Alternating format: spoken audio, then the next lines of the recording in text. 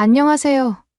저는 왕신이라고 합니다. 중국 광저우에 위치한 한 국제학교에서 학생들을 가르치는 중국인 교사입니다. 학교에서는 주로 중국어와 역사를 담당해왔지만 워낙 교사 수가 모자랐던 터라 때때로 영어 보조 수업까지 맡기도 했습니다. 사실 제가 태어나고 자란 곳은 베이징 근교의 작은 마을이었습니다. 어려서부터 중국 문화와 역사에 자부심을 크게 가지고 있었고 대학에서도 고전문학을 전공할 만큼 중국이라는 나라의 전통을 사랑했어요. 그러나 제게 주어진 현실은 그 자부심만으로는 살아가기 쉽지 않다는 사실을 자주 깨닫게 했습니다. 국제학교라는 특수한 환경 속에서 다양한 국적의 학생들을 만나며 때로는 저 자신의 한계를 느끼기도 했습니다. 제 지도 아래 있는 학생들 대다수는 중국인이지만 몇몇은 유럽 출신이거나 한국, 동남아 등지에서 교환학생으로 온 경우도 있었습니다. 이 다양한 배경이 주는 국제적인 분위기야말로 국제학교의 큰 매력이겠지만 동시에 갈등과 충돌의 원인이 되기도 합니다. 특히 한국과 중국 사이의 문화적,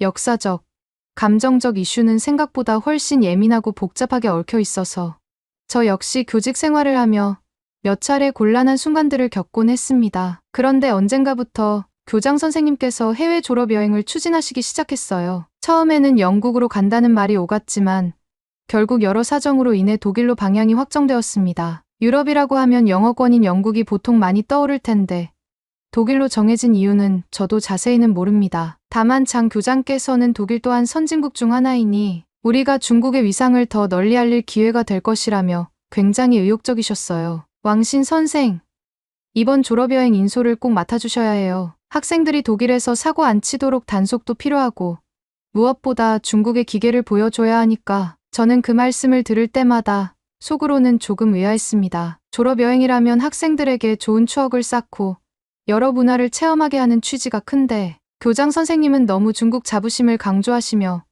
일종의 대외 홍보처럼 생각하는 듯했기 때문이지요. 하지만 제가 감히 교장 선생님께 대놓고 반박할 수 있는 처지가 아니었기에 그냥 맡으라는 대로 수락했습니다. 그리고 그것이 제게 인생 최악의 여행이 될 줄은 꿈에도 몰랐습니다. 독일 졸업여행을 약 한 달 앞둔 어느 날, 장 교장께서 전교생을 강당에 불러놓고 무려 1시간에 걸친 장문의 프레젠테이션을 진행하셨습니다. 내용은 이랬습니다. 여러분, 우리 중국은 세계에서 가장 빠른 경제 성장을 이룬 나라입니다. 곧 미국을 따라잡고 전 세계를 이끌게 될 겁니다. 독일에 가면 그들이 어떻게 한국을 우대하고 우리를 무시하는지 직접 볼 텐데 절대 기죽지 마세요. 우리는 오랜 역사와 강력한 문화를 자랑하는 중국인이니까요. 이 프레젠테이션을 본 중국인 학생들은 강한 애국심에 고무되어 박수를 치고 환호성을 질렀습니다. 하지만 유럽 출신 학생들이나 한국 교환학생 등은 어안이 벙벙해 보였습니다. 심지어 저 역시 교장 선생님의 의도가 살짝 불편하게 다가왔지만 무엇이라도 의견을 내면 왕신 선생, 당신은 애국심이 부족하군요 라는 핀잔을 들을까 봐 가만히 있었습니다. 교장 선생님은 마지막에 이렇게 강조하셨죠. 해외에 가면 특히 한국과 비교되는 상황이 많이 생길 겁니다. 요즘 전 세계가 K컬처에 푹 빠져 있다는데 그건 잠깐의 유행일 뿐.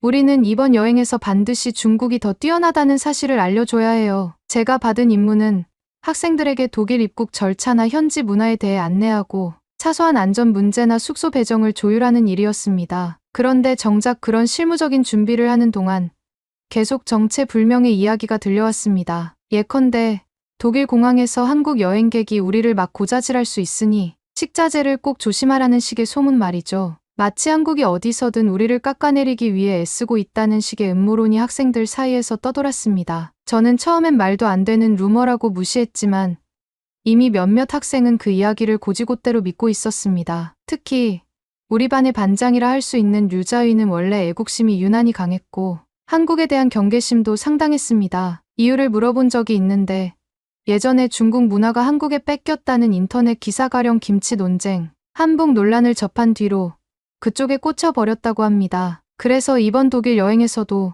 독일이 한국 문화를 우대하고 우리 중국을 훌대한 증거를 찾겠다며 별의별 자료를 모으고 있더군요. 그러면서 친구들에게 독일로 떠나기 전에 브루스타와 중국 향신료를 왕창 챙겨가자. 혹시 거기서 중국 음식 구하기 힘들면 우리가 직접 차이나 파워를 보여주자고 독려하기도 했습니다. 저는 곤혹스러웠지만 크게 사고만 치지 않길 바라며 그저 지켜볼 수밖에 없었습니다. 드디어 졸업여행 당일 13시간 넘는 비행 끝에 저희 일행은 독일 베를린 공항에 무사히 도착했습니다. 시차와 장시간 이동으로 모두가 피곤했지만 아직 가장 골치 아픈 입국 심사가 남아 있었습니다. 저는 학생들에게 사전에 유럽 입국 시 동물성 식품이나 특정 식자재는 엄격히 규제된다고 충분히 설명했습니다. 그런데도 일부 학생들은 제 말을 듣지 않았거나 무시한 듯 보였습니다. 입국 심사대에서 가방을 열어 검사하는 세관원들이 고개를 절레절레 흔드는 장면이 눈에 선합니다. 이건 뭐죠? 말린 해산물. 이건 육포에다가 이상한 향신료가 들었는데 허가증 있으세요? 독일어가 안 통하니 학생들은 영어로도 제대로 답을 못합니다. 심지어 누군가는 짜증을 내며 목소리를 높입니다. 이거 우리 중국에서 흔히 먹는 건데 왜 반입이 안 돼요? 혹시 한국이 우리 가방을 일찍 체크해서 독일 세관에게 신고한 거 아니에요? 제가 상황을 수습하려 통역해주며 진정시키려 해도 이미 감정이 상한 학생들은 고압적인 자세를 취합니다. 결국 한 학생이 짐을 바닥에 3개 내팽개쳐서 공항보안 요원이 곤봉을 들고 달려오는 소동까지 벌어졌습니다. 그렇게 3시간 가까이 입국장에 발이 묶였습니다. 이미 이때부터 저는 이 여행은 뭔가 심상치 않다는 강렬한 예감을 느꼈습니다. 그 와중에 같은 시각 입국 심사대를 통과하고 있던 한국인 단체 관광객이 있었습니다. 사실 그분들은 우리 일행과 일절 교류가 없었고 제가 보기엔 서로 관심도 없어 보였습니다. 그런데도 류자위 무리는 저 한국 관광객들이 몰래 우리를 독일 세관에 찌른 것 같다며 근거 없는 주장을 펼쳤습니다. 분명 우리를 견제하고 있어요. 한국인들이 유럽에서 우리보다 먼저 자리 잡으려고 말이죠. 아니면 한국 가이드가 독일 세관에 팁이라도 건넸나? 저는 터무니없는 소리에 한숨이 나왔지만 이미 일부 학생들의 머릿속엔 한국이란 존재가 우리를 방해한다는 피해의식이 단단히 자리 잡고 있었습니다. 이걸 어떻게 달래야 할지 감이 전혀 잡히지 않았습니다. 가까스로 공항을 벗어나 예정보다 2시간 이상 늦게 베를린 시내의 호텔에 도착했습니다. 원래는 그날 오후에 브란덴부르크 문 등 유명 명소를 둘러볼 계획이었지만 공항에서 시간을 다 소모해버려 일정이 취소되고 말았습니다. 호텔 프런트 데스크에서 단체 체크인을 하는데 몇몇 학생들이 고성을 지르기 시작했습니다. 왜 방 배정을 이런 식으로 해요? 뷰가 좋은 방은 없어요.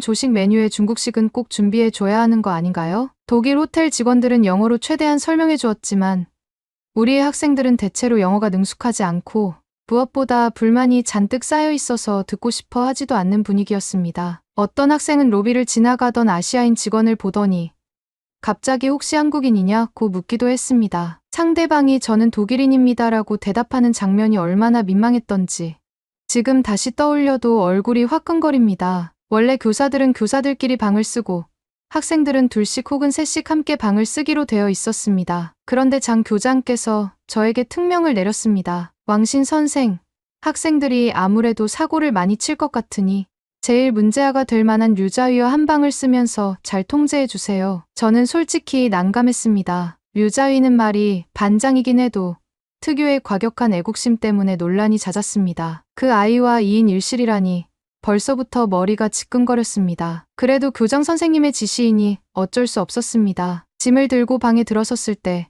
류자위는 이미 거칠게 캐리어를 열어젖히며 왜 호텔 방이 이렇게 중국식 냄새가 안 나는지 모르겠다는 둥 말도 안 되는 트집을 잡고 있었습니다. 피곤하니 일단 씻고 쉬고 싶었는데 설상가상으로 화장실에서 정말 황당한 일이 벌어졌습니다. 르자이가 샤워를 마치고 나와서는 변기물을 내리지 않은 거예요. 처음엔 깜빡했겠지 생각하며 그냥 넘겼습니다. 그런데 2번째로 들어갔을 때도 똑같았습니다. 저는 조심스럽게 이야기를 꺼냈죠. 자위야, 여기 호텔이니까 청결 신경 쓰자. 변기물은 당연히 내려야 해. 그랬더니 돌아온 대답이 저는 피곤해서 신경 쓸 겨를이 없었어요. 왕 선생, 중국도 아닌데 왜 이렇게 잔소리하세요? 그 태도에 더 이상 방에서 같이 지내기조차 힘들었습니다. 저는 결국 로비에 내려가서 프런트 데스크에 별도 빈 방이 있는지 물어보았고 추가 요금을 부담한 뒤에야 가까스로 다른 방으로 옮길 수 있었습니다. 학생을 챙겨야 하는 건 맞지만 저도 사람이기에 밤새 이런 문제로 스트레스를 받고 싶진 않았습니다. 다음 날 아침이 밝았습니다. 원래라면 전날 이미 시내 투어를 끝냈어야 했는데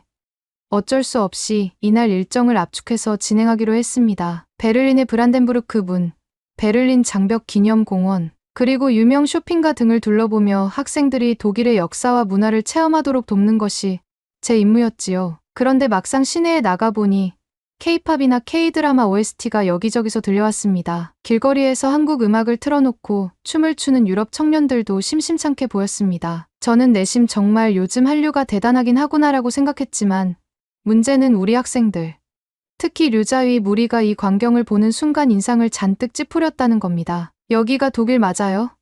왜 이렇게 한국 노래만 들려요? 독일 사람들이 한국의 뇌물이라도 받았나? 심지어 다른 유럽인들이 한국 음악을 즐기고 K-푸드를 시도해보는 걸 보면서도 그들은 온갖 음모론을 의심했습니다. 이거 다 한국 정부가 돈 풀어서 만든 거야. 원래 유럽이 우리 중국 문화를 더 존중해야 하는데 한국이 선수를 쳤네. 저는 저건 그저 개별적인 취향이거나 한국 문화가 요즘 인기가 있으니 나온 자연스러운 현상일 뿐이라고 설명했지만 이미 선입견이 생긴 학생들에겐 소용이 없었습니다. 오히려 왕신 선생, 왜 그렇게 한국 편을 들어요? 중국인으로서 자존심도 없어요? 라며 저를 의심하기까지 했습니다. 더욱 황당했던 건 길거리를 지나가다가 만난 한국 음식점 간판을 보고 학생들이 벌인 수동이었습니다. 독일에는 다양한 아시아 음식점이 있으니 한국어 간판도 흔히 볼 수 있거든요. 그런데 류자위가 그 간판이 중국 식당 간판보다 더 세련되고 눈에 잘 띈다고 불만을 터뜨렸습니다. 왜 중국 식당 간판은 저리 초라하고 한국 식당 간판만 번쩍이죠?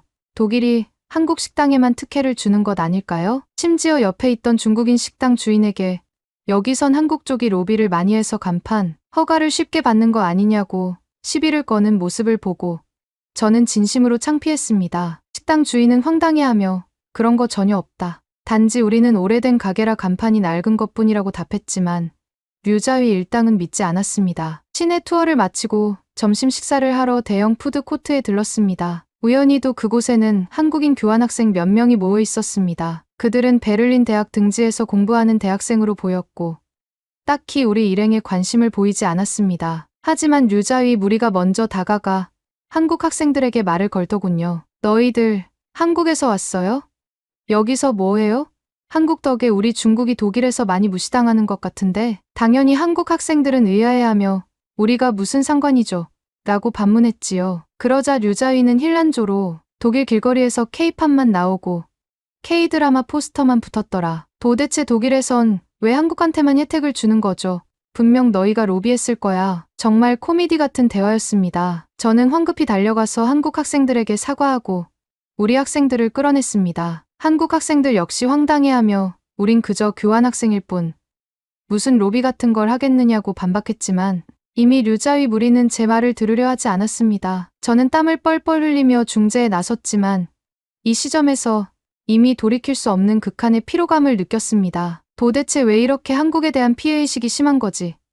이대로라면 여행 내내 사고만 칠 텐데. 다음 코스는 페르가몬 박물관 등 베를린의 대표적 박물관을 방문하는 것이었습니다. 독일에는 세계적으로 유명한 박물관이 많고 특히 고대 문명이나 유럽 역사, 중동 유적 등이 잘 전시되어 있습니다. 장 교장께서는 거기에 가면 분명 중국 관련 전시도 있을 텐데 그걸 찾아서 우리 학생들이 공부하라고 지시하셨습니다. 하지만 막상 가보니 중국 전시는 도자기나 동양 무역로 일부 자료 정도가 전부였고 박물관 메인 섹션은 메소포타미아, 그리스, 이슬람 미술 등에 집중되어 있었습니다. 저야 당연히 그럴 수 있다고 생각했지만 류자위 무리를 비롯한 학생들은 큰 실망을 했습니다. 왜 중국 역사 섹션이 이렇게 작죠?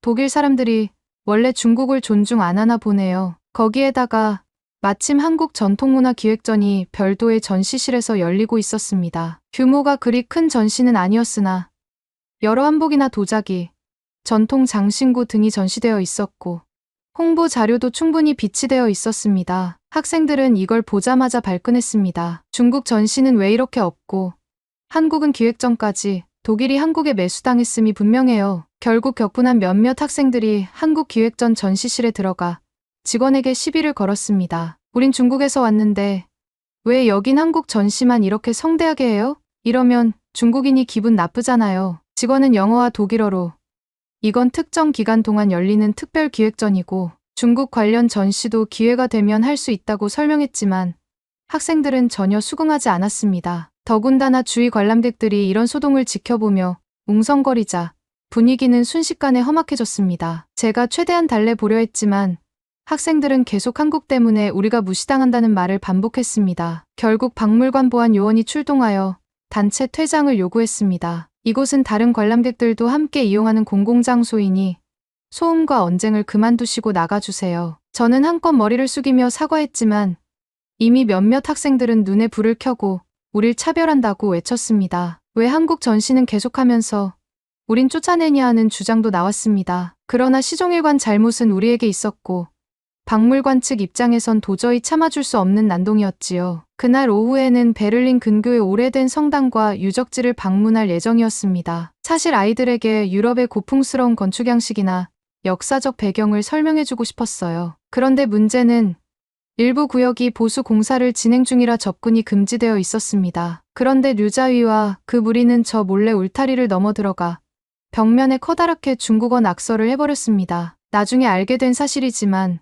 거기에 중국이 세계 최고라는 문구를 적었다고 하더군요. 이것은 명백한 문화재 훼손이었습니다. 관리인이 발견하자마자 경악했고 곧 독일 경찰에 연락하겠다고 밝혔습니다. 저는 온몸이 얼어붙었습니다. 상황이 이쯤 되면 체포되거나 거액의 벌금을 물어야 할 수도 있습니다. 장 교장께서는 뒤늦게 달려와서 그제야 학생들이 실수했다며 변명했습니다. 우리 학생들이 독일 문화재에 대한 지식이 없어서요. 한국 때문에 기분이 상해 잠시 분풀이를 했나 봅니다. 저는 그 말을 듣고 절망했습니다. 왜 한국 때문에 기분이 상해서 독일 유적지에 낙서를 하냐는 말인지. 학생들은 이미 자신들의 잘못을 합리화하는 데 열중했고 교장 선생님은 은근슬쩍 그들을 감싸고 있었습니다. 다행히 독일 관리 측이 저희가 미성년자들을 동반한 교육단체라는 점을 고려해 현장에서 체포까지는 하지 않았습니다. 그러나 엄중 경고와 함께 상당한 벌금을 부과할 수 있다고 통보받았습니다. 이것만 해도 저는 간담이 서늘해져 눈앞이 아찔해졌습니다. 다음 날은 반나절 자유시간이 주어졌습니다. 보통 졸업 여행이면 아이들이 시내를 자유롭게 돌아다니며 기념품 샵도 가고 카페에서 휴식을 취하고 싶어 하잖아요. 그런데 이번엔 분위기가 상당히 어수선했습니다. 이미 독일인들이 우리를 차별한다. 한국 때문에 우리 중국이 무시당한다는 불만을 가진 학생들은 거리로 나가기를 꺼려했습니다. 반면 그래도 해외에 왔으니 구경을 하려는 몇몇은 또 자기들끼리 틱톡 라이브를 켜고 독일 거리에서 어떻게 중국인이 당당한지 보여주겠다고 설레발을 쳤습니다. 그 라이브를 본 중국 시청자들은 독일은 원래 한국 쪽에 매수당했으니 조심해라라는 댓글을 달기도 했고 어떤 이는 멋지다. 중국의 힘을 보여줘. 라고 응원하기도 했습니다. 정말 황당무계했지만 저는 이미 지쳐서 일일이 개입할 기운도 없었습니다. 자유시간 중에 몇몇 학생이 한국 음식점에 들어가 보려 했습니다. 겉으론 어떻게 한국이 독일에서 인기를 끌고 있나 확인하자라는 호기심 정도였지만 사실은 좀 비꼬고 싶어서였던 것 같아요. 그런데 공교롭게도 그 음식점이 낮 시간에 브레이크 타임이어서 문이 잠겨 있었습니다. 직원 한 명이 영어로 미안하지만 지금은 영업을 안 한다. 조금 뒤에 오라고 말하자 학생들은 또 역시 우리 중국인이라고 안 받아주는 거네 라고 곡해했고 소리를 지르며 가게 문을 마구 두드렸습니다. 직원이 황당해하며 경찰을 부르겠다고 하자 그제야 뿔뿔이 달아났지만 이쯤 되면 이미 제정신이 아닙니다. 더 큰 문제는 그날 밤 몇몇 학생이 호텔 방에서 브루스타를 꺼내 중국식 훠궈를 끓이기 시작했다는 것입니다. 독한 향신료와 고추기름이 끓어오르니 복도의 매캐한 연기와 자극적인 냄새가 진동했습니다. 다른 투숙객들이 항의했고 호텔 매니저가 급히 달려와 이건 심각한 규정 위반이며 화재 위험이 있다고 엄중하게 지적했습니다. 그런데 학생들은 왜 한국 사람들은 방에서 김치찌개를 끓여도 뭐라 안 하면서 우리 중국인만 막느냐 라는 말도 안 되는 주장을 했습니다. 실제로는 한국인이든 누구든 호텔 방에서 불을 피우면 당연히 안 됩니다. 하지만 애초에 그들은 한국도 몰래 이럴 거지라는 막연한 선입견에 사로잡혀 있었죠. 결국 호텔 측은 단체 퇴실 통보를 했습니다. 더 이상 우리를 수용할 수 없다는 것이었습니다. 장 교장께서는 호텔 매니저에게 사정했지만 이미 돌이킬 수 없는 지경이었죠. 그렇게 우리는 갑작스럽게 새벽 비행기를 예약해 독일을 예정일보다 일찍 떠나야 했습니다. 독일에서 돌아온 뒤 저는 모든 일이 끝났다는 안도감과 함께 앞으로 우리 학교가 이 사태를 어떻게 수습할지 걱정이 됐습니다. 가장 우려됐던 건 박물관과 유적지 훼손 문제였는데 장 교장께서는 자국 내 매스컴이나 상부 보고에서 이를 은폐하려는 듯 보였습니다. 왕신 선생, 독일에서 벌어진 일들은 우리가 좀 미숙했던 걸로 마무리합시다. 그런데 중요한 건 독일이 한국 편을 들어 우리를 내쫓았다는 사실이죠. 우리 학생들 잘못만 있는 건 아니니까 너무 자책하지 말아요. 저는 황당함의 말을 잇지 못했습니다. 미숙하다 못해 범죄 수준이었는데 교장 선생님은 끝까지 독일과 한국이 우릴 무시했기 때문에 어쩔 수 없었다는 뉘앙스를 풍기셨습니다. 실제로 독일 측에서 유적지 훼손에 대한 벌금 청구서를 보냈고 해당 학생들의 법적 책임을 묻는 서류도 준비 중이었지만 교장은 어떻게든 외교부를 통해 해결하겠다며 대수롭지 않게 넘기려 했습니다. 한편 학교 내 한국 문화 동아리 K-드라마를 좋아하는 학생들이 모임가 있었습니다. 원래 소수였지만 나름 열성적인 친구들이었는데 이번 독일 사태 이후로 분위기가 급변했습니다. 류자위 일당은 한국 문화를 좋아하는 건 매국 행위라며 그 동아리를 노골적으로 비난하기 시작했습니다. 교장 선생님도 동조하는 태도를 보이면서 결국 그 동아리는 폐지되고 말았습니다. 한국 때문에 우리가 독일에서 피해를 본 마당에 어딜 감히 한국 문화를 공부하냐는 식이었지요. 그 와중에 몇몇 학생들은 우리는 정말로 K-팝이 좋아서 그냥 즐기는 거였는데라며 고민 끝에 전학을 가거나 해외로 떠나버리기도 했습니다. 저는 그 모습이 너무 안타까웠지만 이미 학교 내 기류가 더 보수적이고 과격해져서 제 힘으로 어쩔 수 없었습니다. 시간이 지나면서 교내에서 독일 졸업여행 이야기는 이상할 정도로 영웅담 비슷하게 포장되어 전해졌습니다. 마치 우리가 독일에 가서 중국의 기계를 보여주었는데 독일과 한국이 질투해서 우릴 내쫓았다는 식이었죠. 이게 말이 되는 소리인가?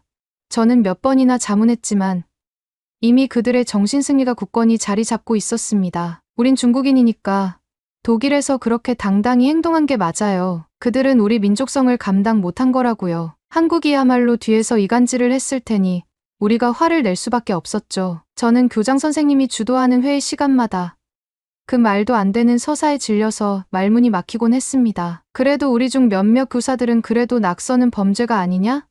박물관에서 소란 피운 건 잘못이 분명하다고 지적했지만 교장 선생님은 대수롭지 않게 받아넘겼습니다. 독일 졸업여행 사태가 어느 정도 정리되자 학교 측은 외국어 교육 확대 차원에서 한국인 영어 교사를 채용했습니다. 이름은 김현수 선생님. 영국에서 TESOL 과정을 밟고 중국어도 어느 정도 할 줄 아는 재원이라 했습니다. 저는 내심 기대가 됐습니다. 학교에 다양한 국적의 교사가 있다는 건 분명 좋은 일이니까요. 한국 문화를 좋아하는 학생들도 줄어들긴 했지만 여전히 관심 있는 친구들이 있을 테니 이분이 잘 어울릴 수 있지 않을까 싶었습니다. 하지만 문제는 교장 선생님의 반응이었습니다. 처음부터 썩 달가워하지 않으셨죠. 하필 왜 한국인 교사를 데려오냐며 행정팀에 구시렁 대셨습니다. 그리고 저에게 귓속말로 왕신 선생, 저 김현수 교사를 좀 감시해 주세요. 혹시 학생들한테 한국 문화를 주입하려고 할지 모르잖아요. 저는 기가 막혔지만 대놓고 반발할 순 없었습니다. 네,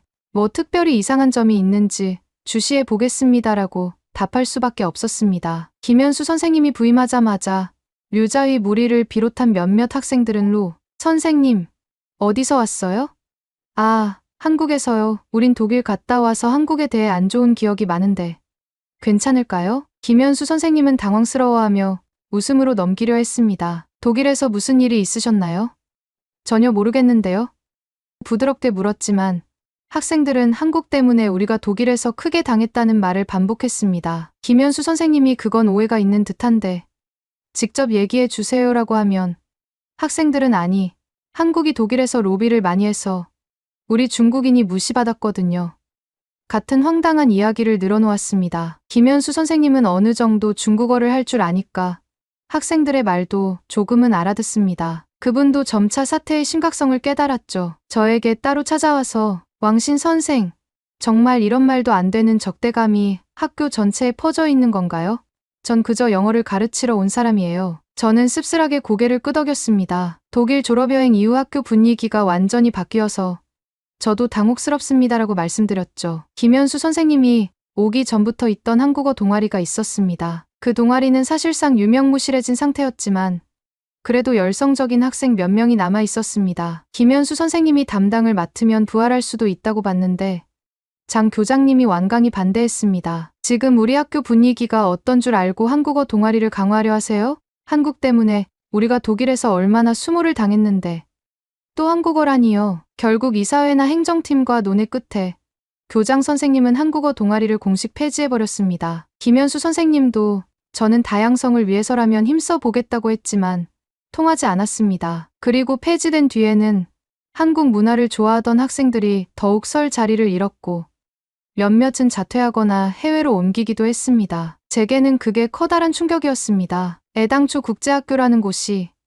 여러 나라 언어와 문화를 존중하고 배우는 곳 아닙니까?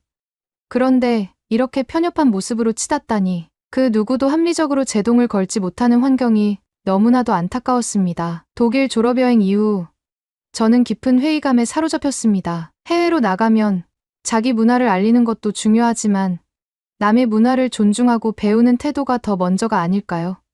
그런데 우리의 여행은 처음부터 끝까지 우리 중국이 최고다라는 공세와 한국 때문에 우리가 무시당했다는 피해의식으로 얼룩진 채 마무리되었습니다. 감사합니다. 두 번째 사연 바로 시작하겠습니다. 안녕하세요. 저는 장샤오롱이라고 합니다. 베이징에서도 손꼽히는 명문 고등학교 2학년에 재학 중이죠. 저희 학교는 전통 있는 귀족 명문가 자녀들이 대거 다니는 곳으로 유명합니다. 저 역시 중국의 유서 깊은 가문 출신입니다. 할아버지는 문화예술계 저명인사셨고 아버지와 어머니는 각자 정부기관과 대기업에서 일하시며 영향력을 행사하고 계십니다. 그러다 보니 저희 학교의 분위기는 흔히 말하는 엘리트 의식과 중화 사상으로 가득 차 있습니다. 세계 문화의 뿌리가 곧 중국이라는 믿음. 모든 아시아 문화는 결국 중국이 원조다라는 사고가 학생들과 선생님들 사이에 자연스럽게 자리 잡고 있습니다. 저를 비롯해 대다수 학생들은 그런 사상을 아주 자연스럽게 받아들여 왔습니다. 올해 봄에 갑작스럽게 해외 수학여행 공지가 발표되었습니다. 원래 저희 학교는 유럽이나 미국 등 서구권으로 연수를 가는 전통이 있었는데 이번에는 특이하게 한국으로 정해졌습니다. 교장 선생님 말씀으론 한류가 어쩌고 저쩌고 하면서 전 세계에 한바탕 열풍을 불러일으키는데 우리 명문고 학생들이 직접 가서 그 나라가 실제로 어떠한지 살펴보자라는 의도가 있다고 하셨습니다. 사실 한국에 대해선 저도 어느 정도 호기심이 있었습니다. K-팝이라든가 드라마나 웹툰 등 미디어를 통해 유명해졌다는 걸 알지만 제 머릿속에는 중국의 옛 문화나 전통을 가져간 나라 정도로만 인식돼 있었습니다. 선생님들도 늘 한국이란 곳은 예전부터 우리 것을 가져다 쓰는 경우가 많았고 임시로는 발전했지만 아직도 우리나라만 못해라고 말씀하시곤 했거든요. 그래도 해외여행은 늘 설레는 법이죠. 특히 저희 같은 명문가 자녀들은 방학마다 개인적으로 가족과 함께 유럽으로 스키를 타러 가거나 일본으로 쇼핑을 가거나 하는 경우가 종종 있습니다. 하지만 이렇게 단체로 학교의 이름을 달고 한국을 간다는 건 묘한 흥분을 불러일으켰습니다. 친구들도 거기 가서 명동 쇼핑 좀 실컷 해야겠다거나 화장품이 그리 유명하다는데 사오면 좋겠다고 수군대며 들떠 있었습니다. 물론 저는 약간 의구심도 들었습니다. 한국 같은 작은 나라에 배울 점이 정말 있을까? 우리가 돈 쓰고 가면 그들은 그저 고마워해야 하는 거 아닐까? 하는, 지금 생각하면 꽤 오만한 생각을 했죠? 하지만 그때는 저를 포함해 대부분이 그렇게 여겼습니다. 저희 학교 교사 중에도 몇 분은 중국말도 못하는 한국인들이 해외 인지도만 높아져서 우습다라는 둥, 다소 편협한 말을 서슴지 않고 하셨습니다. 이렇듯 학교 내부 분위기가 이미 우리가 상전이고 한국은 작은 이웃나라라는 식으로 굳어 있었고 수학여행 사전교육에서도 겁먹을 필요 없다. 어차피 한국도 중국인 관광객들에게 의존하는 부분이 많다라는 식의 이야기가 공공연히 오갔습니다. 저 역시 의심 없이 그런 말을 곧이곧대로 믿었습니다. 출발 당일 저는 커다란 캐리어를 끌고 이른 아침부터 학교 앞에 마련된 집합 장소로 나갔습니다. 교복을 입었지만 따뜻한 외투와 여행용 보조 가방, 그리고 부모님이 넉넉히 챙겨주신 현금 봉투까지. 부모님께서는 그래도 외국인데 뭘 사거나 갑자기 돈 쓸 일이 생길 수도 있다며 마치 유럽 여행이라도 가는 양 준비물을 잔뜩 챙겨주셨습니다. 같은 반 친구들을 보니 대부분 비슷하거나 더 화려한 장비를 갖춘 모습이었습니다. 한 친구는 이미 해외를 열댓 번 다녀온 터라 중국 내 VIP 라운지 카드를 자랑하며 비행기 좌석을 업그레이드할 방법을 이야기하더군요. 다른 학생들은 한국 면세점에서도 명품 좀 살 수 있지 않을까라는 기대감이 가득했죠. 담임 선생님과 다른 교사들은 이미 단체 수속을 할 준비를 마치고 있었습니다. 한 선생님은 저희를 보면서 베이징 공항에서부터 분위기를 압도해야 한다라며 농담 삼아 말하셨습니다. 우리 학교가 얼마나 명문인지, 그리고 우리 중국이 얼마나 대국인지 저쪽 나라를 간접적으로라도 좀 깨닫게 해주어야지라고 거들며 웃음꽃을 피웠습니다. 원래라면 우스갯소리로 넘어갈 수도 있겠지만 우리 대부분은 그 말을 꽤 진지하게 받아들이곤 했습니다. 곧 버스를 타고 베이징 국제공항에 도착하자 단체로 줄을 서서 티켓팅과 수속을 밟았습니다. 이미 공항 직원들은 이런 대형 학교 단체에 익숙했는지 신속하게 처리해 주었죠. 그 사이에도 제 친구들은 줄을 길게 서기 싫다며 새치기 비슷한 행동을 했습니다. 저는 조금 민망했지만 선생님들이 대놓고 제지하진 않았습니다. 우리 특권층 학생들이니 괜찮겠지라는 묘한 암묵적 동의가 존재하는 듯했습니다. 제가 알기로 평소 중국 국내선에서도 이런 새치기나 시끄러운 대화는 그리 드문 모습이 아닙니다만 해외로 나가는 수속장까지 와서 그러니 처음부터 남들이 보면 뭐라 생각할까 싶어 살짝 걱정이 생겼습니다. 하지만 대부분의 친구들은 이런 행동이 편의주의적이라고 생각조차 못했습니다. 그저 우리가 어차피 외국으로 가는 손님이니 누가 뭐라 하겠어 같은 인식이었지요. 중국 국적기의 이코노미석이 꽤 빡빡해서인지 단체로 타고 난 뒤에도 좌석 정리가 쉽지 않았습니다. 몇몇 친구들은 통로 자리에 앉고 싶다며 서로 자리를 바꾸려 하기도 하고 어떤 학생들은 이미 좌석 표시를 무시하고 먼저 앉아버려서 승무원과 실랑이를 벌이기도 했습니다. 왜 굳이 좌석을 그렇게 엄격히 지켜야 하느냐. 우리끼리 합의하면 되는 거 아니냐. 그걸 보고 저는 해외 비행기에서 이런 식이면 나중에 더 문제되지 않을까라는 생각이 들었습니다. 승무원은 정중히 승객 명단과 좌석을 확인하고 협조를 요청했지만 한 친구는 귀찮다는 듯이 중국말로 알려줘. 영어로 말해도 못 알아듣겠다며 짜증스러운 반응을 보이기도 했습니다. 실제로 한국행 항공기의 승무원 중 일부는 한국어와 영어, 중국어를 섞어서 안내 방송을 하는 경우가 있었습니다만 영어 발음이 분명치 않다거나 중국어 통역이 제대로 안 된다고 느껴지는 순간에는 저희 쪽에서 역시 한국인들의 중국어 수준은 형편없어라며 코웃음을 치는 모습이 비일비재했죠. 비행기 안에서 안전벨트 신기, 기내 질서 지키기 등의 기본적 예절이 보편적일 텐데 저희 일행은 이미 출발 전부터 복도에 서서 사진 찍고 핸드폰으로 통화 비행기 문 닫히기 전이라 가능했지만 크게 통화하며 다른 승객 어깨를 치며 이동하는 등 어수선한 분위기를 만들었습니다. 승무원이나 다른 승객들이 신경 쓰고 저희를 쳐다봐도 친구들은 우리가 뭐 잘못했어? 라는 표정이었지요. 약 2시간 남짓한 비행이었지만 이륙 후 식사 시간이 되자 작은 소란이 또 벌어졌습니다. 기내식 메뉴 중 비빔밥이라는 한국 음식을 나눠주자 어떤 친구는 이거 고추장밥 아닌가? 고추장도 원래 중국에서 전래된 거 아니야? 라고 중얼거리기도 했습니다. 선생님들도 웃으며 역시 한국 것이라면 우리 중화문화의 영향을 안 받은 게 없지라며 맞장구를 쳤죠. 저도 그 얘기를 들으며 과거 한나라나 당나라가 동아시아 문화의 중심이었으니 전혀 틀린 말은 아닐 수도 있겠다고 막연히 생각했습니다. 드디어 인천공항에 착륙했습니다. 단체로 기내에서 나오는 순간부터 몇몇 친구들이 길을 막은 형태가 되어 뒤 좌석 승객들이 내리기 힘들어졌습니다. 승무원들이 Please move forward라고 안내했지만 잘 못 알아듣고 여전히 느긋하게 캐리어를 꺼내느라 시간만 끌었습니다. 공항 내부로 들어서자마자 엄청 깔끔하다는 느낌을 받았습니다. 바닥도 반짝였고 안내 표지판도 크게 붙어 있었습니다. 그래도 저희는 베이징 공항만큼 크진 않네라며 비교부터 했습니다. 한 선생님도 역시 중국 공항이 훨씬 웅장하지라고 하셔서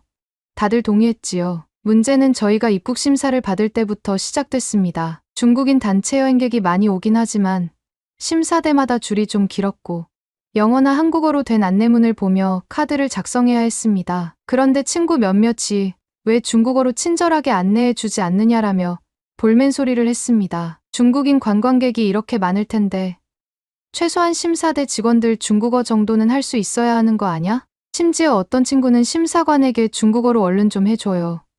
바쁘단 말이에요 라고 급하게 말했는데 상대방이 못 알아듣자 한국인들 수준 이라는 투의 비아냥을 내뱉었습니다. 저는 곁에서 보고 있자니 민망하기 그지없었습니다. 물론 중국어 안내도 일부 있었지만 완벽하게 통역되는 수준은 아니었죠. 결국 선생님들까지 가세에 중국어로 못 알아듣겠으면 영어로라도 빨리 해달라고 촉구했고 공항 직원들도 살짝 난처해 하면서 차근차근 처리해 주었습니다. 그래도 의사소통이 매끄럽지 않으니 여기저기서 시끄러운 목소리와 불만 섞인 한숨이 터져 나왔습니다. 입국 심사를 마치고 드디어 공항 면세점 구역으로 들어갔습니다. 원래 우리 계획은 모두 단체 버스를 타고 숙소로 곧장 이동하는 것이었지만 학생들이 쇼핑부터 하고 싶다라며 아우성이었습니다. 선생님들도 베이징 명문가 자제들이니 저희가 돈을 쓰면 한국 측도 싫진 않을 거라고 생각했던지 잠깐 자유 시간을 허락했습니다. 그 순간부터 친구들은 뿔뿔이 흩어져 면세점 주류 코너, 화장품 코너, 명품 코너를 누볐습니다. 그리고 곧 여기저기서 작은 충돌이 터졌습니다. 특히 화장품 쪽에서 한국인 직원과 다른 중국인 단체 손님들이 동시에 몰려 붐비고 있었는데 우리 쪽 친구가 먼저 손에 집어든 제품을 또 다른 사람 마찬가지로 중국인 관광객이 빼앗으려고 했다고 하더군요. 그 결과 상자끼리 바닥에 떨어져 제품이 훼손될 뻔했고 둘 사이에 고성이 오갔습니다. 다른 친구는 줄을 서서 계산해야 하는데 급하다며 얼렁뚱땅 앞사람 뒤통수 사이로 몸을 밀고 들어갔다가 직원에게 제지당했습니다. 친구는 내가 먼저 물건 집었으니 당연히 먼저 계산해야 하는 거 아니냐고 항변했으나 직원은 아무리 그래도 대기 줄은 서야 한다라고 했습니다. 그러자 그 친구가 또 중국에서는 이런 거 크게 문제 안 된다. 너희는 유난 떨고 있다라고 받아쳤습니다. 옆에서 보던 저는 이 장면이 꽤 불편했습니다. 이렇게 시끄럽게 굴면 다른 나라 사람들이 중국인에 대한 인식이 더 나빠지지 않을까 하는 우려가 생겼죠. 그런데 선생님들은 명백한 잘못을 지적하기보다는 이해해주지. 우리 학생들이 초조했나 보내라면서 일종의 온정주의로 대하려 했습니다. 결국 약속했던 집합 시간보다 한참 늦게서야 친구들이 쇼핑을 끝내고 모여들었습니다. 누군가는 주류 시음 코너에서 마음껏 시음을 즐겼는지 얼굴이 벌개져서 돌아왔고 또 다른 친구는 이미 면세점에서부터 인심이 별로 안 좋네. 우리가 돈 쓰러 왔는데 좀 봐줄 수 있지 않나 라며 투덜거렸습니다. 드디어 공항 출구로 나가니 이번 여행을 담당할 한국 가이드가 기다리고 있었습니다. 중년 남성이었는데 중국어가 꽤 유창해 보였습니다. 저희가 가까이 다가가자 환한 웃음으로 환영합니다. 여러분, 안녕하십니까? 하고 인사했습니다. 보통의 중국어 안내 수준보다 능숙해 보여서 우리는 살짝 의아함과 안도감을 동시에 느꼈죠. 가이드는 자신의 소개를 간단히 하고 큰 버스가 저희를 숙소까지 데려다 줄 거라고 했습니다. 다들 짐가방을 싣느라 분주했는데 그때부터 중국에서는 버스 기사가 그냥 알아서 실어주는데 여기는 안 해주느냐 같은 푸념이 들렸습니다. 실제로 기사는 트렁크 문을 열어주고 기다렸지만 직접 일일이 가방을 옮겨주진 않았거든요. 가이드는 짐을 옮겨드릴 수도 있지만 많은 짐이 있으면 시간이 오래 걸려서 여러분 편하실 때 직접 싣는 게 빠릅니다라고 설명했지만 친구들은 배려가 부족하다는 둥 한국인들은 손님이 왕이라는 개념이 없나 바라며 불만을 표했습니다. 버스 안에 올라타니 의자가 깨끗한 편이었고 에어컨도 쾌적하게 작동되고 있었습니다. 그런데도 몇몇 친구들은 우선 창문을 마구 열어 젖히면서 한국 공기는 중국보다 낫다는 말이 사실인지 확인해보자 라며 비아냥거리기도 했습니다. 선생님들은 그래도 확실히 스모그가 덜한 것 같긴 하다라고 하시면서도 여기는 인구가 적으니 공기가 맑은 거지. 우리같이 대국이면 어쩔 수 없이 공기가 탁해지는 거다라고 덧붙이셨죠. 한바탕 떠들다 보니 가이드가 마이크를 잡고 이제 서울 도심까지 이동 시간이 1시간가량 걸립니다. 한국의 교통 상황은 꽤 혼잡할 때도 있으니 편안히 쉬세요. 혹시 궁금한 점 있으면 언제든 물어봐 주시기 바랍니다라고 말했습니다. 그 말이 떨어지기 무섭게 친구들은 단체로 가이드에게 질문 공세를 퍼붓기 시작했습니다. 왜 한국 사람들은 중국어를 잘 못해요? 한국 음식은 거의 다 중국 것에서 파생된 거 맞죠? 한국 화장품이 유명하다던데 결국 기술은 중국산 아닌가요? 가이드는 처음엔 부드럽게 웃으며 대응했지만 질문들이 점차 노골적인 방향으로 흘러가자 약간 난처해 보였습니다. 그래도 숙련된 가이드답게 오랜 교류가 있었다라든지 중국 문화의 영향을 크게 받았다는 식으로 대답을 얼버무렸습니다. 저는 그 대화를 옆에서 듣고 있으니 왠지 모르게 미묘한 기분이 들었습니다. 저렇게 계속 우리식으로만 몰아붙이는 건 좀 과하지 않나 싶었지만 저 역시 깊게 반론할 생각은 안 들었습니다. 어차피 저도 비슷한 사고방식을 갖고 있는 부분이 많았으니까요. 1시간을 달려 도심에 가까워지자 한눈에 서울이라는 도시가 보였습니다. 빌딩 숲이 우뚝 솟아있고 강이 흐르고 고층 아파트가 빼곡히 들어선 광경이 눈에 들어왔습니다. 친구들은 베이징이랑 비교하면 엄청나진 않지만 그래도 나름 현대적이네라며 꽤 의외라는 반응을 보였습니다. 사실 한국이 생각보다 작다고만 여겼거든요. 특히 인상적이었던 건 도로에 차들이 줄지어 운전하고 있는데 큰 경적 소리가 거의 안 들린다는 점이었습니다. 중국 대도시는 흔하게 울려 퍼지는 경적 소음이 일상인데 여기는 상대적으로 조용한 편이었죠. 선생님들은 한국 사람들이 유난히 규정에 엄격해서 그런 거 아닌가? 경적을 안 울리면 더 불편할 텐데라며 의아했습니다. 버스가 교차로에서 신호 대기할 때 일부 친구들은 가만히 있자. 중국 같으면 이 신호쯤은 그냥 살짝 무시하고 지나가는 데라고 농담 반 진담 반으로 말하기도 했습니다. 그러나 여기서는 모든 차량이 멈춰 있고 보행자들도 신호를 철저히 지키는 모습이 신기하다며 창밖을 구경했습니다. 이날 저희가 묵게 될 숙소는 한옥 게스트하우스 형태라고 했습니다. 학교 측에서 중국 자제들이라면 호텔보다는 한국 전통주택을 체험해보는 것이 학습적 가치가 높다고 결정한 모양입니다. 저도 사실 약간 기대됐습니다. 베이징의 사하번스 허유안과 비슷하면서도 다르다던데 어떻게 생겼을지 궁금했거든요. 버스에서 내려 조그만 골목을 따라 들어가니 아담하면서도 꽤 고풍스러운 건물들이 보였습니다. 한옥 기둥과 마당, 기와 지붕 등이 어우러진 모습은 확실히 중국 전통 가옥과는 색깔이 조금 달랐습니다. 저는 앞마당에 들어서며 생각보다 예쁘다라는 생각을 잠시 했지만 그 순간 친구들과 선생님들은 일제히 중국 가옥이랑 비슷한데 이거 아마 중국이 원조지라는 말을 흘렸습니다. 우리가 어릴 때부터 온돌방 문화가 원래 중국에서부터 전래됐다고 배웠는데 한국이 자기들 것처럼 포장하는 거지. 뭐 그들이야 늘 그러니 별로 놀랍지도 않네. 저 역시 아 그렇구나 하고 대수롭지 않게 수긍하며 짐을 들어 방에 배정받으러 갔습니다. 그런데 막상 방 안에 들어가니 바닥이 따뜻한 기분이 들었습니다. 평소 호텔과 달리 매트리스를 쓰는 방식이 아니라 바로 바닥에 요를 깔고 자는 구조였죠. 일부 친구들은 불편하다며 불만을 토로했고 선생님들은 역시 중국식 바닥 난방과 똑같구먼 하면서 즐겁게 떠들었습니다. 숙소 주인은 중국어를 거의 못했기에 가이드가 옆에서 통역했습니다. 자유롭게 지내시되 다른 손님들도 계시니 밤에는 조용히 해주시면 감사하겠습니다라는 당부를 들었습니다. 그러나 우리가 원래 목소리 톤이 큰 데다 서로 신나서 잡담하기 시작하니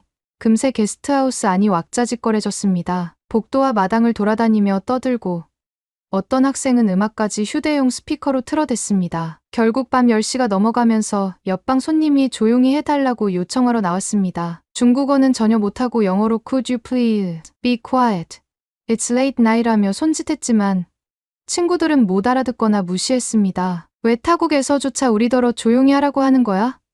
불쾌해하는 식이었죠. 가이드가 나서서 타이르자 원래 수학여행이니 시끌벅적한 거지. 한국 사람들은 참 속이 좁다라며 투덜댔습니다. 저는 이런 장면을 보며 우리 행동이 분명 민폐인데 왜 저렇게 태어난가 싶어 살짝 죄책감을 느끼기도 했습니다. 다음 날 아침 일찍 일어나 가볍게 식사를 마치고 가이드와 함께 서울 시내 전통시장으로 이동했습니다. 가이드는 한국에서는 광장시장이 오랜 역사를 갖고 있으며 맛있는 음식이 많다라며 설명했죠. 친구들은 우리 왕푸징이나 베이징의 옛 시장들만 못하겠지라고 장담했습니다. 막상 시장 골목으로 들어서니 음식 노점과 의류잡화 상점이 질서정연하게 늘어서 있었고 꽤 많은 사람들로 북적였지만 바닥에 쓰레기가 눈에 잘 띄지 않았습니다. 냄새도 심하지 않았고 상인들이 손님을 부르는 목소리도 중국 시장처럼 시끄럽진 않았습니다. 저희 중 일부는 이렇게 깔끔하면 시장 느낌이 별로 안 나는데 라고 하며 실망 섞인 반응을 보였습니다. 어떤 친구들은 괜히 중국어로 싸게 해달라. 우리 단체로 왔으니 할인해 주라라고 고래고래 소리 질렀습니다. 상인들은 대부분 한국어와 약간의 영어로 응대하려 했지만 소통이 안 되면 손짓으로라도 줄 서주세요. 조금만 기다려 주세요라고 표현하는 식이었습니다. 곧 어묵, 떡볶이, 빈대떡, 김밥 같은 길거리 음식을 사 먹는 시간이 됐습니다. 우리는 여기저기 구경하며 즐거워했지만 문제는 가게 앞에 테이블 자리를 놓고 경쟁이 벌어졌다는 겁니다. 다인원이 한꺼번에 몰리다 보니 자리가 모자랐거든요. 그걸 못 기다린 친구들이 이미 자리에 앉아있던 관광객에게 중국어로 자, 빨리 일어나 주세요. 우리도 먹어야 하니까라고 비매너하게 요구했습니다. 상대방이 영어로 We came first, wait for your turn이라고 해도 못 알아듣고 그냥 버티니 가게 주인이 난감해했지요. 심지어 어떤 친구는 얼마 못 먹고 자리를 뜨려는 다른 손님을 재촉해 얼른 좀 일어나 달라고 등짝을 툭툭 치기도 했습니다. 주변 한국인들이 눈살을 찌푸리며 뭐라 해도 왜 자기네가 화를 내지라며 되레 이상하다는 반응이었습니다. 제가 보기에 그들은 분명 불편함을 느끼는 표정이었는데 말이죠. 또 마실 음료가 없다고 해서 길가 카페에 들어갔는데 그곳에서 우리 학생들이 시장에서 산 음식을 그대로 펼쳐 놓으려 하자 카페 직원이 외부 음식은 드실 수 없습니다라며 한국어로 거듭 주의를 줬습니다. 가이드가 다시 통역해 여기서는 커피나 음료를 사야만 시금이 가능하답니다라고 설명했지만 학생들은 이해하지 못했습니다. 우리가 커피도 사 마실 건데 왜 떡볶이는 먹으면 안 돼. 여긴 서비스 정신이 없네. 고래고래 소리를 지르며 카페 사장 불러오라고 요구했습니다. 결과적으로 여러 손님들 앞에서 험악한 장면이 연출됐고 사장이 조금 화가 난 목소리로 규칙 안 지키실 거면 나가주세요라는 결정을 내렸습니다. 사실 오랜 시간 한국 카페에서는 외부 음식 반입이 금기라는 걸 인터넷에서 본 적이 있었지만 우리 일행은 그저 중국에서는 가능한데 왜 안 되냐고 우기기만 했습니다. 제가 보기엔 이 정도면 우리가 100% 민폐였지만 주변 친구들이나 선생님들은 이 나라 서비스업은 융통성이 없군 이라고만 결론지었습니다. 다음으로 가이드는 한국 지하철을 한번 타보면 어떠냐며 일정에 넣었습니다. 저희 역시 그래. 중국 지하철과 얼마나 다른지 구경하자는 기분으로 역으로 향했습니다. 역 안은 비교적 깔끔했고 자동 판매기에서 표를 사는데 한 친구가 기계 조작이 헷갈려서 중국어 모드 없나? 역시 불편한 애라며 기계를 3개 두드렸습니다. 개찰구를 통과해서 승강장으로 내려가는데 선생님들이 중국처럼 막 떠들어도 되겠지. 여긴 지하철이 조용하다는 얘길 들었는데 너무 묵묵하면 심심하잖아라며 농담을 했습니다. 실제로 열차를 타보니 한국인 승객들은 비교적 정숙히 스마트폰을 보거나 조용히 대화를 하고 있었습니다. 저희 반 학생들은 이 분위기를 잘 이해하지 못하고 예전처럼 큰 소리로 웃고 떠들었습니다. 당연히 주위 사람들이 힐끗힐끗 쳐다봤습니다. 곧 어떤 노약자가 타셨는데 노약자석 칸에 이미 친구 몇 명이 앉아 있었습니다. 그분이 다가오자 가이드가 재빨리 여기는 노인분들 좌석입니다. 비켜드리세요라고 신호를 보냈는데 학생들은 왜 굳이 그래야 하느냐. 우리도 앉을 권리 있지 않나 라며 몸을 움직이려 하지 않았습니다. 결국 옆에 서 있던 한국인 청년이 황당하다는 표정으로 우리를 보자 한 선생님이 가만 보니 여긴 노인 공경이 참 심하네. 근데 굳이 안 일어나도 될 텐데라고 작게 중얼거렸습니다. 결국 가이드가 다시 한번 간곡히 부탁해서야 마지못해 자리를 내어드렸죠. 하지만 그 과정에서 이미 다른 승객들은 저희를 곱지 않은 시선으로 지켜보고 있었고 친구들은 피곤한 규칙이 많다고 계속 불평했습니다. 저는 속이 타들어갔습니다. 이건 최소한의 예의 아니야? 하는 생각이 들었거든요. 그런데도 주변엔 그런 걸 당연히 여기지 않는 아이들이 많았습니다. 이윽고 명동이라는 번화가에 도착했습니다. 화장품 가게, 의류 매장, 길거리 음식 노점 등 온갖 볼거리와 쇼핑 스폿이 가득했죠. 한국에 관광 오는 외국인들이 특히 명동을 즐겨 찾는다고 하니 저희도 흥분을 감추지 못했습니다. 베이징 왕푸진 거리보다 볼거리가 많다는 말이 절로 나왔습니다. 하지만 동시에 그 좁은 골목에 많은 인파가 몰리다 보니 조금만 줄 서 있어도 오래 기다려야 했고 매장마다 사람들이 북적였습니다. 어느 화장품 로드숍에 단체로 들어가니 직원들이 반갑게 어서 오세요라고 한국어로 인사했습니다. 저희는 그저 니하오 혹은 중국어로 이거 얼마야? 라고 물었는데 직원들이 영어 한국어를 섞어 대답하거나 중국어를 아주 조금만 구사하려 하자 친구들이 중국어로는 못해요. 아, 불편하게라며 불평했습니다. 가게 한편에는 중국인 전용 안내문도 붙어 있긴 했지만 전문 직원이 상주하지 않았던 모양입니다. 어떤 학생은 아니, 중국인 손님이 이렇게 많은데 왜 우리 말을 못하냐? 우리가 돈을 쓰러 왔으면 당연히 배워야 하는 거 아니냐고 목소리를 높였고 직원은 당황한 표정으로 Sorry, can you speak English? 라고 되물었습니다. 결국 가이드가 뒤늦게 들어와 통역해 주느라 혼선을 겪었죠. 화장품 테스트 코너에서 친구들은 무분별하게 여러 제품을 펌핑해 손등과 얼굴에 발라보고 아, 이건 별로다 하면서 휴지에 그냥 닦아버렸습니다. 직원들이 조금씩만 써주시면 감사하겠다고 한국어로 조심스레 말했지만 통하지 않으니 상황이 개선되지 않았습니다. 심지어 우리 집에서는 이런 제품 훨씬 싸게 판다라며 가짜 한국 화장품을 생각하는 듯한 말을 섞어가며 직원들에게 시비조로 떠들기도 했습니다. 저는 매장 한편에서 그 모습을 보면서 우리가 이렇게 시끄럽게 만들어 놓고 다 끝나면 욕은 한국 측에서 먹는 형국이네라는 자괴감이 들었습니다. 그런데 정작 대부분 친구들은 우리는 손님이니까 이 정도는 괜찮다.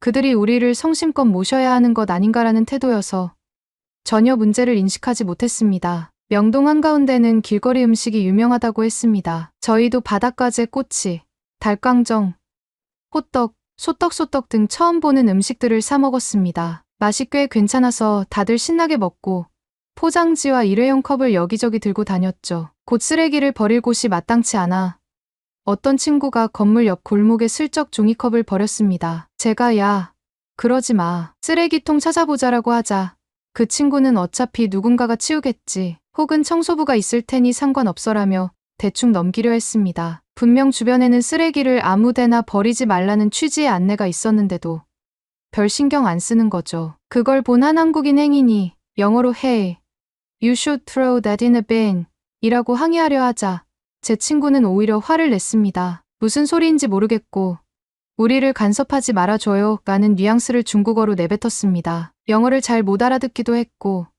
그 행인 역시 중국어를 몰라 직접적인 말싸움까진 번지지 않았지만 분위기가 매우 불편했죠. 그 와중에 더 충격적인 사건이 발생했습니다. 친구 중 한 명이 화장실이 급한데 어디 있느냐라며 두리번거리다가 대로변 골목 구석에서 그냥 바지를 내리는 겁니다. 저는 기겁해서 이건 아니야 하고 말리려 했지만 그 친구는 중국에선 가끔 이렇게 하는데 급하면 어쩔 수 없지 뭐라며 태연했습니다. 때마침 지나가던 현지인들이 그 광경을 목격하고 경악하며 욕설 비슷한 걸 내뱉었고 결국 가이드가 달려와 사태를 진정시키느라 진땀을 흘렸습니다. 저는 이걸 보며 정말 우리 행동이 너무 지나치다. 이건 한국이나 어느 나라에서 봐도 민폐를 넘어 무례라고 생각했지만 정작 그 친구는 중국 대도시에서도 가끔 노상 방뇨는 흔하잖아. 무엇이 문제지?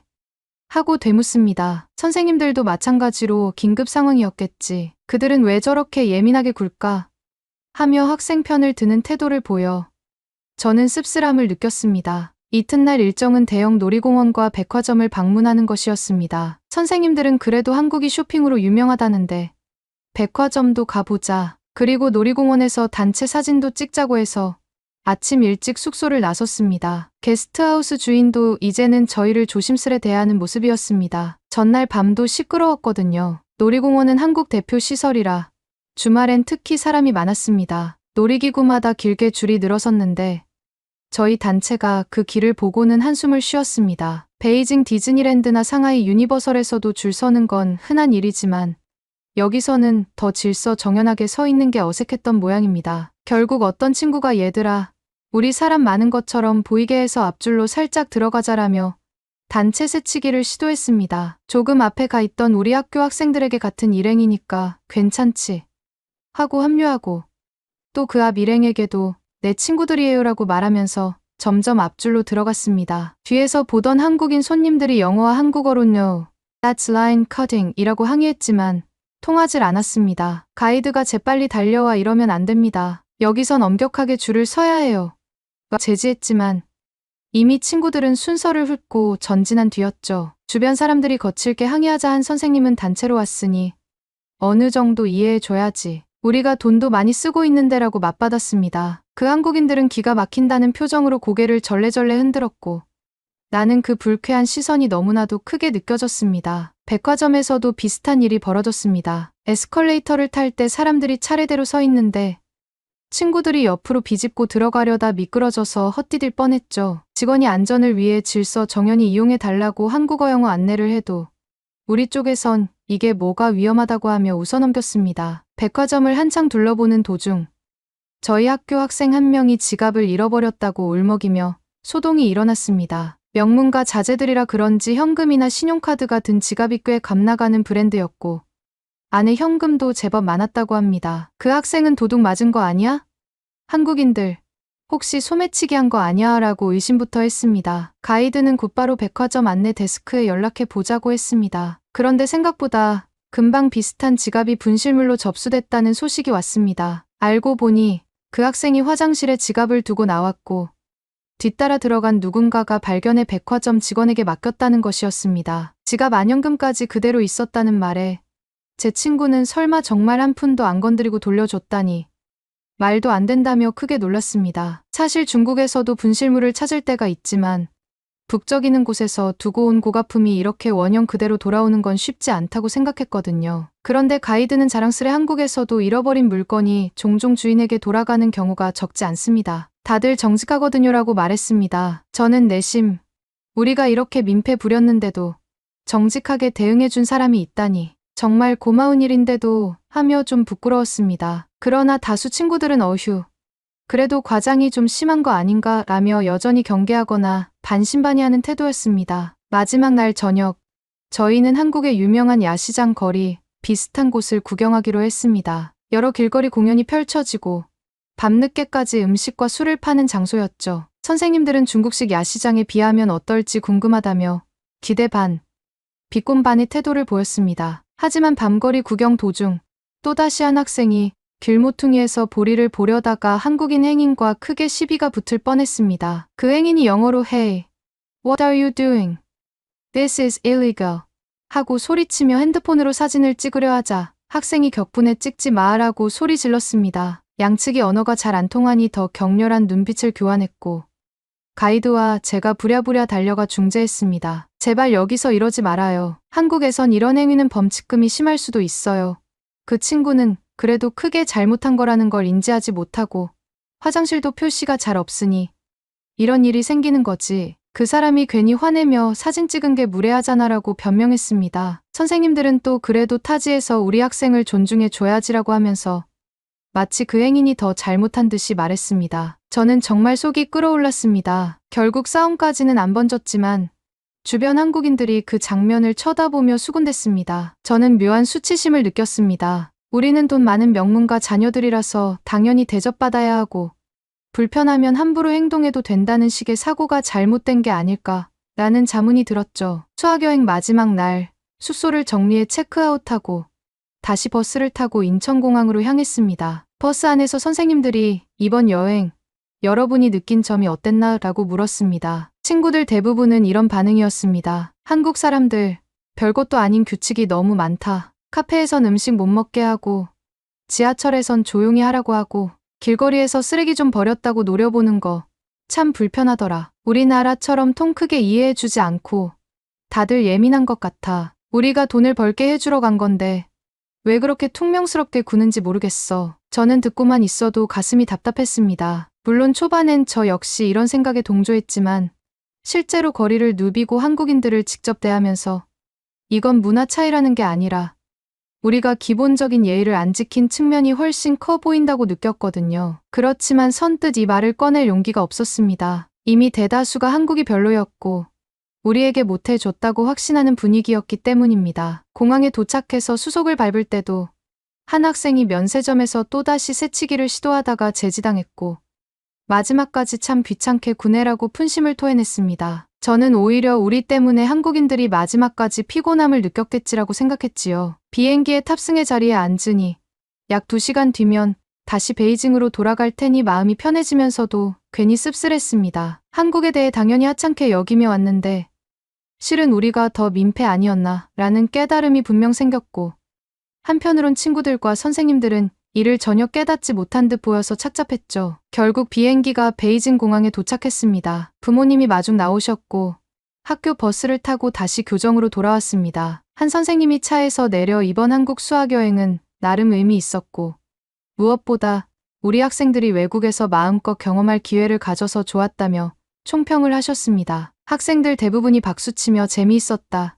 유난 떨 거 없어. 그냥 여행은 즐기는 거지라는 식으로 화답했습니다. 하지만 저에게 이 여행은 그저 즐거웠다고만은 말하기 힘든 복합적인 경험이었습니다. 아주 불쾌하거나 완전히 망쳤다고 표현하기엔 그래도 해외를 다녀오며 다양한 장면을 봤으니까요. 동시에 우리가 이렇게 행동하는 게 옳았나 라는 자문이 계속 머리를 맴돌았습니다. 이상, 베이징 명문고 2학년, 중화사상을 자랑스러워하지만 동시에 이 수학여행에서 여러 가지 씁쓸함을 느낀 장샤오롱의 이야기였습니다. 언젠가 정말로 다시 한국에 가서 이번엔 배려 깊은 태도로 여행할 수 있길 바랍니다.